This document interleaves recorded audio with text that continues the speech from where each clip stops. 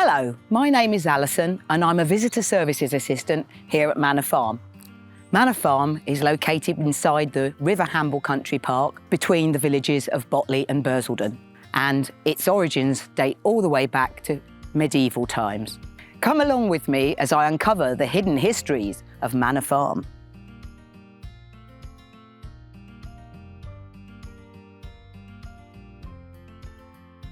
Right, so just an overview of some of the origins of the place. Here we are at St Bartholomew's Church. This used to be known a very long time ago as All Saints Botley. It was the main church for Botley. But when they built a new church called All Saints at Botley, this was reconsecrated and is now known as St Bartholomew's. This was originally part of a much larger building, but a tree fell down and destroyed the large majority of that building. Nowadays, what we're left with is the remainder, which was turned into a smaller chapel. There are, in fact, if you look, some remains from the graveyard and the stones of the place around the rest of the site, truly hidden. See if you can find some of those. This church and a pond, which is over in this direction, were mentioned in the Domesday Book of 1066. So we'll go over and have a quick look at that pond. Right, so here we are at the pond. It was probably a lot larger and more low-lying in the times when it was in the Domesday Book, because they used to use it to drive the carts down into so that they would be able to soak their wheels. The wooden parts would then expand to fill the metal frames a bit more easily, as they shrunk quite often otherwise. They also used to take their horses down and let them drink within the pond. Nowadays, of course, it's just a lovely place to come and have a look. The farm's name has changed over time, starting out as Botley Farm, becoming Church Farm, and then Manor Farmhouse. It originated on a farm belonging to a much larger estate. The land it sat on belonged to the Mortimer family between 1263 and the 1400s. A medieval hall was built, which is the origin of today's farmhouse. Let's head over there now. Now we're going to talk about the development of the farm and the farmhouse through the 1500s to the 1700s. During this time, there were a number of different tenants and the farm buildings were developed and added. During the 1700s, there were all sorts of changes that went on in the farm. The cart shelter, which was originally open at both sides, was built. The granary, which was here for storing all the grain, and what's now our reception barn, which was just a large barn. There were also changes made into the house as well. A whole new wing was added in the 1700s, which now has the parlour and the adult's bedroom up above. In Victorian times, a farmer called Isaac Earwicker and his second wife, Sarah, lived in this cottage from about 1881 onwards till the end of the century. The life of a farmer was hard. Isaac would have been out in the fields all day doing whatever was required at the time of year, shearing, reaping, collecting everything in from the fields. It was tough work. He'd be gone. Sarah, his wife, would be in here. She wasn't lying around either. An awful lot of work for a farmer's wife. She had to do all sorts of things in here in the scullery. She would be over here. She'd be doing her washing in the copper, developing enormous muscles, using the dolly to turn the water and get rid of some of the dirt, she hoped.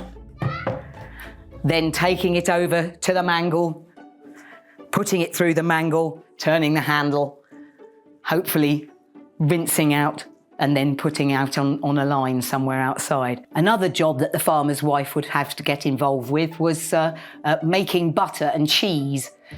In here, our little buttery, she would have been doing things like churning all the cream from the milk to make it into lovely creamy butter.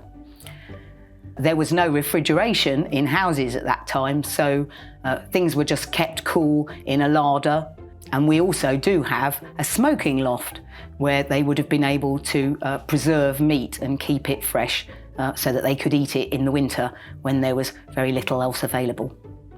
Of course, that's only a part of what a Victorian housewife had to do. There's an awful lot more that you could find out about just by moving into the house and having a good look round. Come along and you'll find out even more about the hidden history. And now we'll move on to what happened in the farm in World War II. In 1941, the Warwick family took over the farm, and the farmhouse and the cottage were rented to tenants.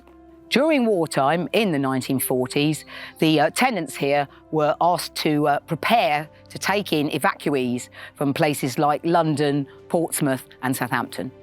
The Ministry of Agriculture instructed the farmers on the farm to reduce the number of animals that they had and to increase the crops that they were growing to support the war effort. All the flowers and the lovely plants that you might see around in a country garden, such as the farmhouse garden here, would have been removed during wartime as part of the Dig for Victory campaign.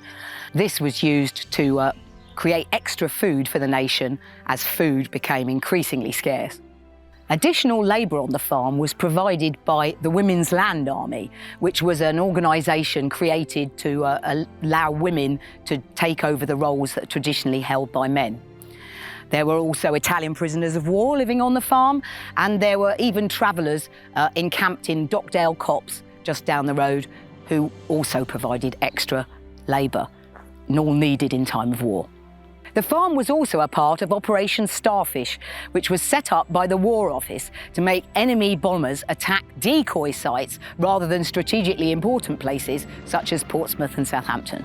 A wartime resident of the farm recollects that one of the fields had huts lit up at night here to attract the enemy bombers, while in the other field, the British Army were set up with large anti-aircraft guns. Another story of the era concerns two girls who were coming home from school one day when they saw an aeroplane passing overhead. They managed to jump into a ditch to escape it, and when they came home, they found their father hiding under the granary because it had actually shot at him.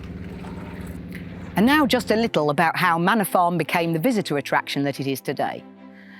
Hampshire County Council took over the farm on the 23rd of September 1966. In 1972, the pond was cleared by local villagers. In 1978, the site was taken over by the county's museum service and the farm was restored from its derelict state.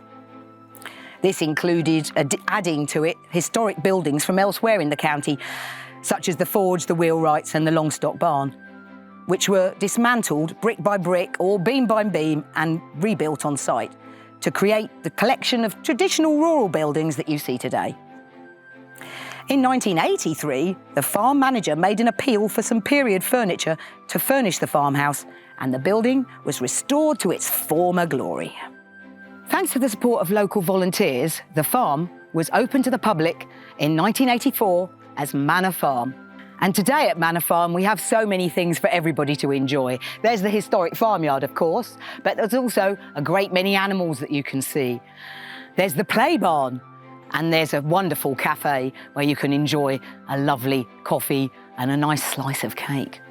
If you like this video, please like and subscribe for more hidden histories. If you want to find out more about Manor Farm, you could also come along and look at our lovely exhibition of the history, which is shortly to be installed in the Longstock barn. Please watch our Facebook page for updates.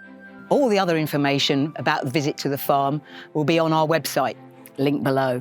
Please come on down. We'd love to see you. Bye.